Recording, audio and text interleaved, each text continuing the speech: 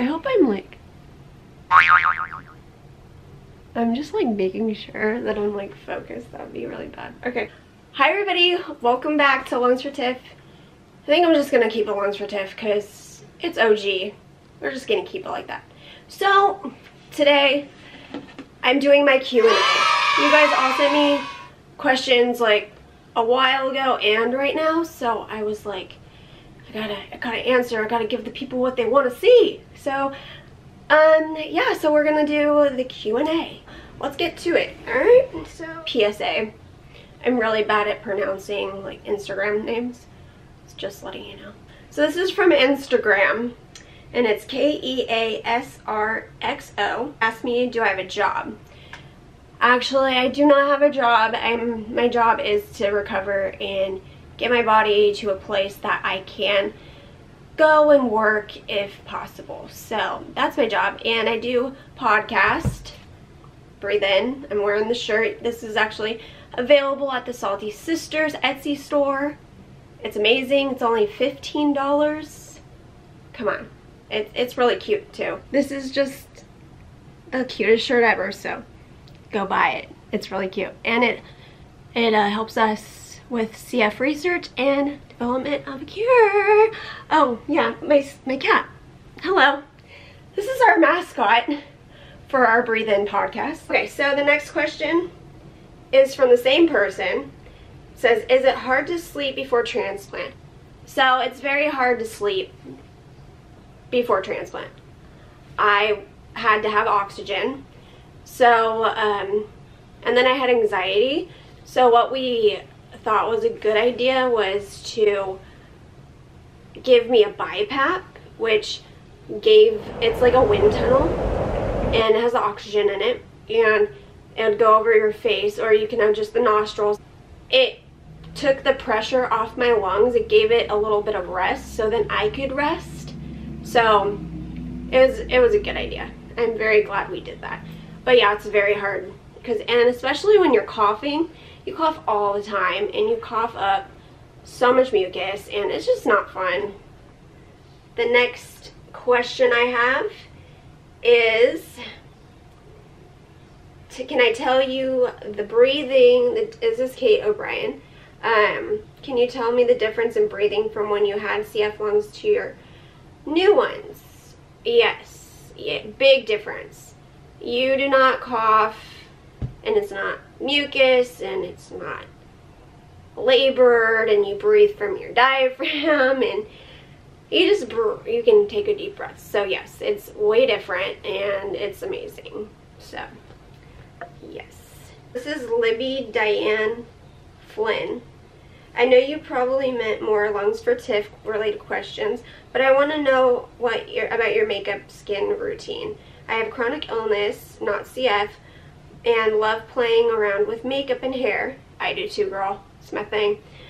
My skin is dry, so is my scalp, so I have to take steps to manage that. I guess my broader question is, what's your routine like, and how do you manage your symptoms and your health as your health impacts your beauty routines? Okay, so I have very dry skin, and I think it's from the medication for sure, and probably genetics as well. But let me show you. I do a hydrating serum. It's called Nib and Fab. I don't know if that's focused. Okay. And I do this before I do my lotion, which is Renewed Hope in a Jar from Philosophy. I don't know if it's gonna... Okay, that one, and I do SPF because skin cancer, and when you have a transplant, you're more prone to it.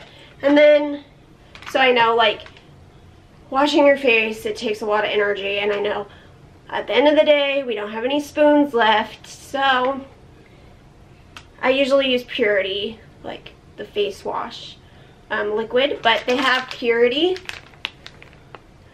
which is Philosophy again. They have Philosophy washcloths, which are amazing, and they take off all your makeup too, so I love these. These are good for taking on trips too, so they're a little pricey, but I think they're worth it. So that's my skincare routine. What has been, okay, this is watercolor_me_impressed. What has been the hardest unexpected part of post-transplant life? Okay, so the hardest part would definitely, okay, well, I think the hardest part right after transplant is that I lost all my muscle. Like literally everything, and I lost like 20 pounds. So that was a big deal. And then after, the side effects of the drugs, I think.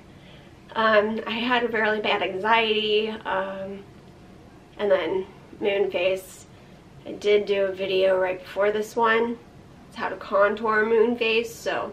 But yeah, the side effects were very hard for me to handle. But I did it, and I'm here now, and they're very minimal now.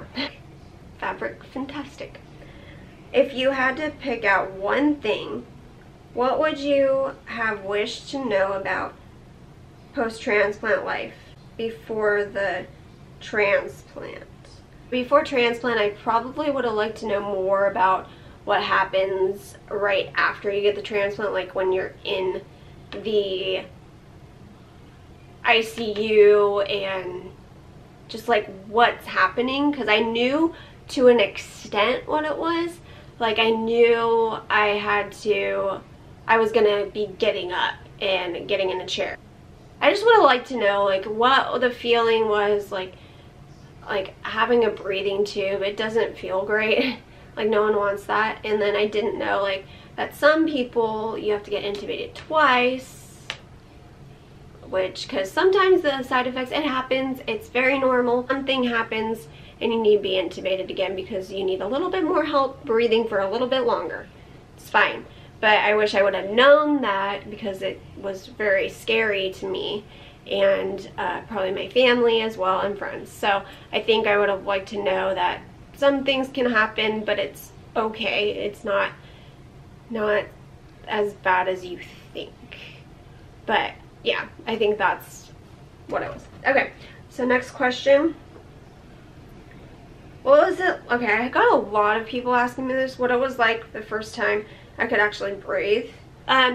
So being able to breathe was amazing. I didn't really remember too much of it because you are highly drugged and you are trying to just make sense of everything, but you can breathe. Like I felt it go all the way down to my lungs, and I've been able to do that ever. Like feel it down in the lower lobes and stuff. It was pretty cool. So yeah, thank you. And that was Rachel Dimmel. Let's see. Okay, so this is from my Insta stories. It's Flacca Mommy 3. She said, how much longer will you be on steroids that give you so much swelling? So she's probably talking about, because I did my video on the swelling of the moon face. So I'm actually probably on the lowest dose now, and I think I'm going to be on that for about forever. So, you know, what are you going to do? I'm breathing and I'm living, so I'm very blessed, and steroids are a great drug, but you know, we love to hate them. Okay, and then the next one, Zoe Hurley, and she asked, how did you handle CF in college with knowing when to stay home or feeling good enough to go to class? Okay, so as you guys know, I went to school really sick. I went to school with my IV pole, my oxygen, and whatever I could, and I was a commuter, so I had to commute to school, and it was difficult. I'd wake up and do all my stuff and feel awful, but I would tell myself to go because I needed to try. Some of those days I was fine, but some of those days I probably should not have gone. I remember this one instant when I was in school. I had to call campus security to come get me because I could not walk to my car. And I was literally coughing up a lung. It was very bad. I think I drove myself to the ER right then. I just drove to the ER because I was not doing well. So, yeah, I think what I learned was if I could wake up and get up, like legit, like physically get up, and I felt like I had a little bit of energy, I would go because I knew it was important. But if I had that slight intuition and like gut feeling that this is going to be a bad day, this is a bad lung day, I would stay home and I would first email my teachers and tell them, you know, I'm very sick right now. I can't do it. So I think just being having communication with your teachers and your disabilities center at your college. Definitely call them. You can get a note taker. I love that. Just really, you know your body the best, so I think you will know when to go to class and when not to. And you'll know that if there's a person that's coughing in there, stay away from them. This is from Flacco Mommy 3 again. She said, what is it like not coughing anymore? When do you cough? Is it strange? Is it a strange feeling? Okay, it's really funny because I was on FaceTime with Leah and she's like, oh my god, you coughed. And it was really weird, right? So she's not used to hearing me cough anymore. So the CF cough is really distinct. Like, it's very wet and it's mucusy and very like strong. Like, you can hear it. It's very big. And now I have the weakest cough ever. It's just like, you know, like it's really weak, and it's pretty funny to go from that to that, you know. So yeah, it's really weird. It's really weird. What are the weaknesses you still have while recovering? Definitely my muscles. You can't do much without muscle. So my same person asked about my PFTs. Are they just getting better? I'm like, yeah, they're getting better. I don't really talk about my numbers on here because I don't feel like everybody should compare themselves. But I will tell you, before transplant, I was at 19 to 20% lung function, and I'm very much higher than that now. Oh, and everybody's asking me about when I'm gonna get engaged and if I'm gonna plan a wedding soon. I don't see a ring, so no. Not yet. Maybe in the future. It's something that I want, but you know, it has to be the right time.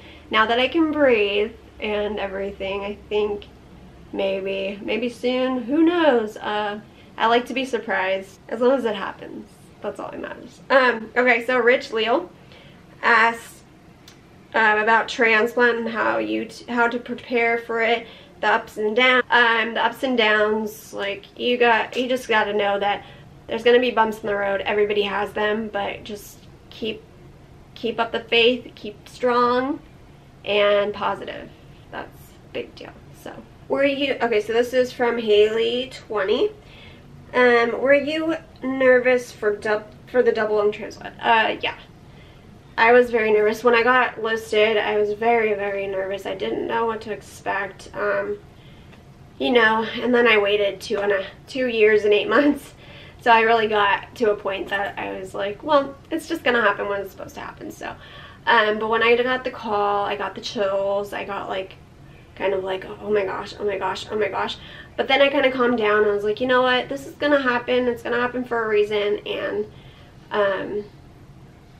it's gonna be great. But I was very happy to be able to breathe. So thank you to my donor and the surgeons and the doctors and everybody that worked on me. So my last question comes from Cheyenne, and she asks what my favorite color is. If you can tell, it's pink. And then she asked what my favorite dog breed is. Okay, so I have a cat. I don't have dogs, but I do love me some puppies, and I'm obsessed with corgis. I really love corgis so much. My next video is going to be what to pack for your transplant, because I think that would have been very helpful.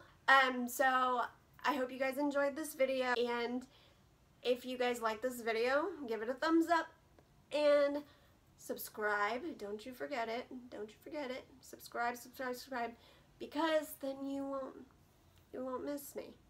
You won't miss this face, this little moon face. You won't miss it. And please comment below what you guys want to see. And yeah, go follow us, Breathe In, on here. You can actually subscribe to our podcast. We film it too, so it's on YouTube. It's at Gunnar Esiason's YouTube, and Instagram, breathe_in_pod. And yeah, we're pretty cool, so go to iTunes and subscribe to our podcast there and rate and review it. Give me some 5 stars. I'd really appreciate that.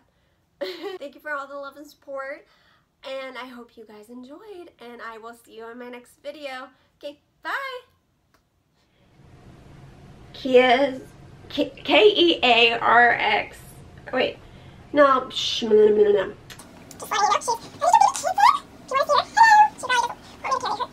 It's just, you know, this reminds me of Rolling with the Homies, by the way. Clueless, if you've ever seen that. But it's a roller coaster, and